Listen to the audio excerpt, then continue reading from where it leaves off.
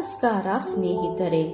ನಮ್ಮ ಜೀವನದಲ್ಲಿ ಮನೆ ಅಂದರೆ ಕೇವಲ ಒಂದು ಕಟ್ಟಡವಲ್ಲ, ಅದು ನಮ್ಮ ಆತ್ಮೀಯತೆ, ಶಾಂತಿ ಮತ್ತು ದೈವ ಶಕ್ತಿಯ ನೆಲೆ. ಕೆಲವೊಮ್ಮೆ ನಾವು ಮನೆಗೆ ಬಂದ ಕೂಡಲೇ ಹೃದಯಕ್ಕೆ ಒಂದು ವಿಶಿಷ್ಟ ಶಾಂತಿ, ಹಗುರ ಅನುಭವವಾಗುತ್ತದೆ. ಅಲ್ಲಿ ಏನೋ ದೈವಿ ಶಕ್ತಿ ನೆಲೆಸಿರುವಂತೆ ಅನಿಸುತ್ತದೆ. ಆದರೆ ಹೇಗೆ ಗೊತ್ತಾಗುವುದು ಮನೆಗೆ ದೈವ ಶಕ್ತಿ ಇದೆ ಎಂದು?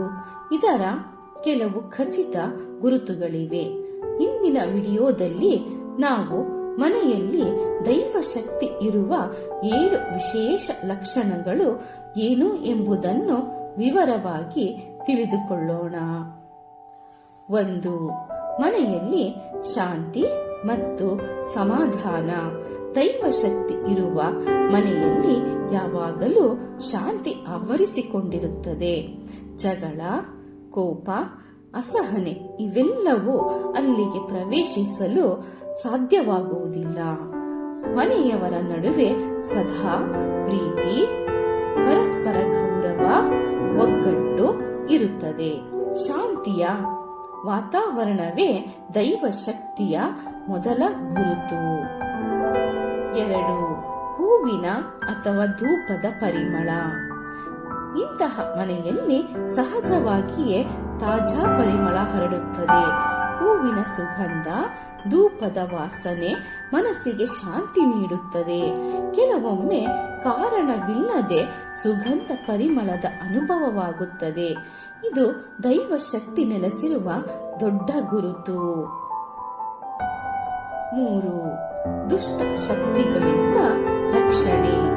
ದೈವ ಶಕ್ತಿ ಇರುವ ಮನೆಯಲ್ಲಿ ಆಕಸ್ಮಿಕ ಅಪಘಾತಗಳು, ಭಯಾನಕ ಘಟನೆಗಳು, ನಿರಂತರ ದುಃಖ ಇವು ಕಡಿಮೆ.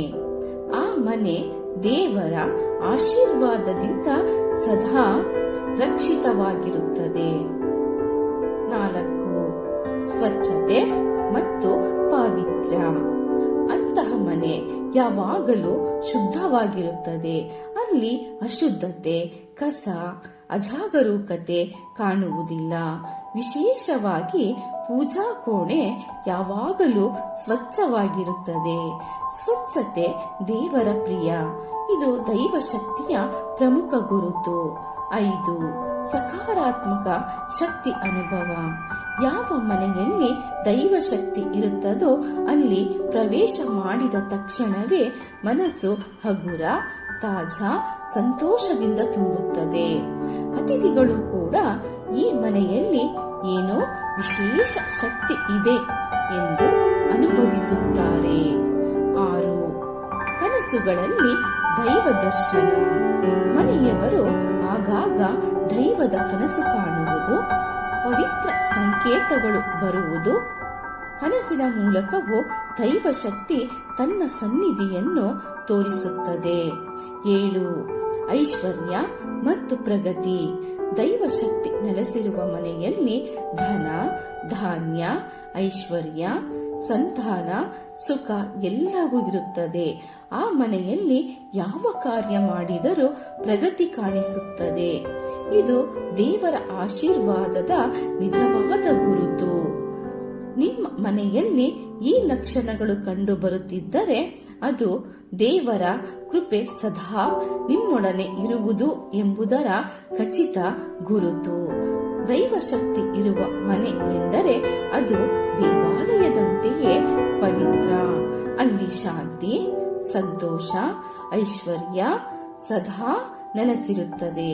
ಆದ್ದರಿಂದ ಮನೆ ಯಾವಾಗಲೂ ಶುದ್ಧ, ಪವಿತ್ರ, ಪ್ರಾರ್ಥನೆ ಮತ್ತು ಭಕ್ತಿಯಿಂದ ತುಂಬಿರಲಿ.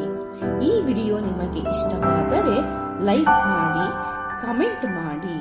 ಇನ್ನಷ್ಟು ಭಕ್ತಿ ಮತ್ತು ಆಧ್ಯಾತ್ಮಿಕ ಮಾಹಿತಿಗಾಗಿ ನಮ್ಮ ಚಾನೆಲ್ ಅನ್ನು ಸಬ್ಸ್ಕ್ರೈಬ್ ಮಾಡಿ.